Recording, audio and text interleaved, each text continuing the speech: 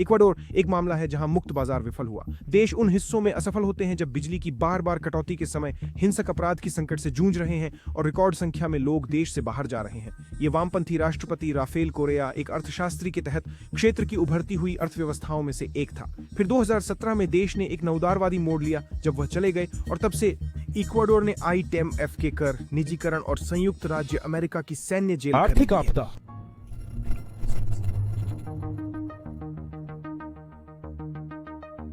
ठीक है, जो कुछ भी इक्वाडोर में हो रहा है वो वास्तव में अभूतपूर्व है।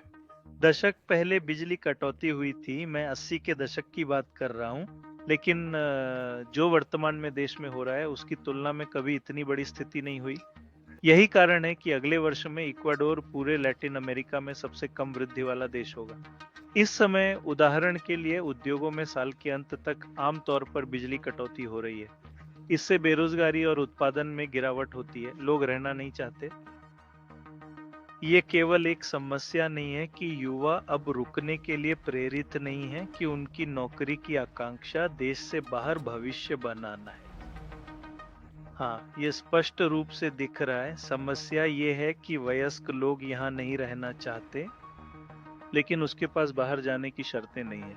देखो, स्थिति को समझाने के लिए और ये समझने के लिए कि क्या हो रहा है, बिजली के बिना पीने का पानी नहीं होता, क्योंकि पीने का पानी पाइपलाइनों के माध्यम से पहुंचना और घरों तक पहुंचना होता है पंपों के जरिए, जो इलेक्ट्रॉनिक पंप होते हैं आदि।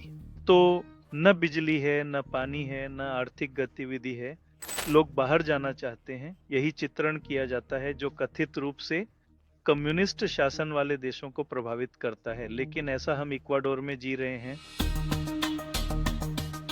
इसमें विरोधाभास ये है, और जो बात नहीं कही जाती और जिस पर जोर नहीं दिया जाता वो ये है कि वेनेजुएला को हमेशा सवालों में रखा जाता है और परेशान किया जाता है, जबकि इस साल वेनेजुएला सबसे अधिक वृद्धि करने वाला देश होगा लैटिन अमेरिका में। वह 9% की वृद्धि तक पहुंच जाएगा, जबकि इक्वाडोर में हकीकत में 6% की गिरावट की उम्मीद होगी, एक सरकार में जो कथित तौर पर सफल व्यवसायियों द्वारा संचालित है। खैर, वास्तव में जो हुआ है वह यह है कि दक्षिणपंथी सरकारें 2017 से दक्षिणपंथ द्वारा नियंत्रित ने इक्वाडोर की संस्थाओं और कानूनों को तहस नहस कर दिया है और वे जो चाहे कर रहे हैं। अब इक्वाडोर एक नार्को ट्रैफिकिंग अर्थव्यवस्था है। ये केवल एक नार्को स्टेट की समस्या नहीं है, ये एक नार्को ट्रैफिकिंग अर्थव्यवस्था है। इस संदर्भ में गैलापागोस बेस, जिसे अमेरिकी यहाँ स्थापित करना चाहते हैं, जिसे वे स्थापित करेंगे, इसका उद्देश्य मादक पदार्थों की तस्करी को नियंत्रित करना नहीं है, बल्कि एक प्राकृतिक संसाधनों से समृद्ध क्षेत्र को नियंत्रित करना है।